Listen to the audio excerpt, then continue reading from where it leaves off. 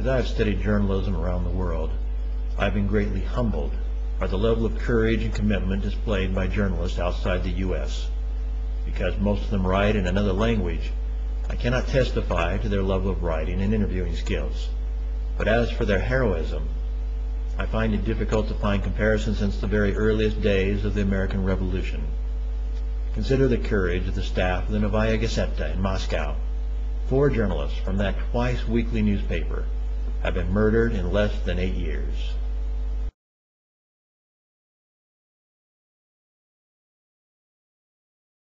After the third murder, that of their star reporter, Anna Politkovskaya, editor Dmitry Muratov met with his remaining reporters and suggested they close their doors. No story was worth dying for, he said, for the reporters wouldn't let him do it. They would not dishonor the sacrifice of their friends and colleagues. That was Anna's attitude too, and she, more than any other member of the staff, had the means and opportunity to leave at any time. She was born in the U.S. to Soviet diplomats. Her birth in America qualified her to be an American citizen. So at any time she could have left Russia to continue her anti-corruption campaign from a position of safety across the sea. Anna had already established her credentials as one of the great journalists of the world, winning international prizes nearly every year. Under the corrupt Russian government, she and the rest of the Novaya Gazeta had to come up with such compelling evidence that judges and prosecutors could not ignore it. Working under those kinds of journalistic requirements, she was still able to force the conviction of 20 men in 15 separate corruption cases. Few journalists in history can tout such compelling results.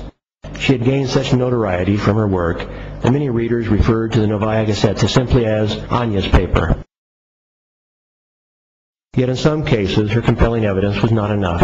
Anna showed that in some locations in his last election, for example, more people voted for former Russian President Vladimir Putin than there were registered voters. The election was a fraud, she said, but nothing could be done. The death threats Anna was receiving were finally too much for her husband to withstand. He finally packed his bags and left. "I can't take it anymore," he told her. Soon after that, she found out she was going to become a grandmother. Certainly these events gave her reason to take her work overseas. She could have made a fortune writing books, teaching at a top university, and speaking to hundreds of thousands of people on the lecture circuit, and still pursue her life's mission as novelist Alexander Solzhenitsyn did from America. However, Anna loved her country too much to leave. She valued truth and hated evil too much. She told a friend shortly before her death that it was precisely because of her children and her future grandchildren that she could not walk away from the fight against corruption and despotism in Russia. Every day the Gazeta journalists go to battle, armed with nothing more than a pen and a keyboard. Unlike soldiers in an army, they have no weapons of self-defense. They do their work each day without body armor, without protection, without armed comrades around to protect them, and knowing that their odds of survival are less than those of soldiers in any war of the past century. Finally, on October 7, 2006, Anna's battle came to an abrupt end. An assassin shot Anna in her apartment building's elevator as she was going home.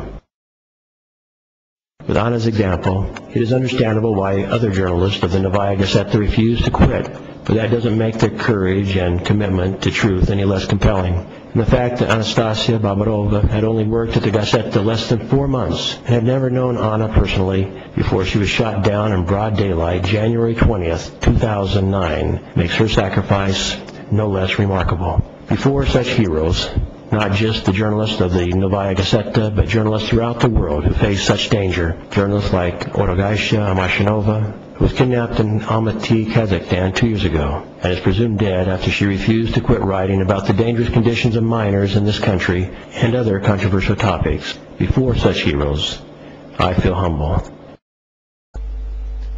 Around the world, 722 journalists like Anna and Anastasia and Orogaisha have been killed between 1992 and 2008. In fact, the Committee to Protect Journalists, which maintains these records, doesn't even count those like Orogaisha, whose bodies have never been found, but whose lives have surely been taken.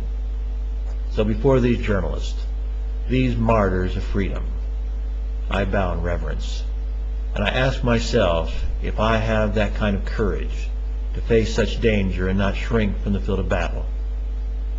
What is the value of truth to you and me? What would we sacrifice for truth? Anna and other such journalists are my heroes. This is Ken Harvey. God bless and good day.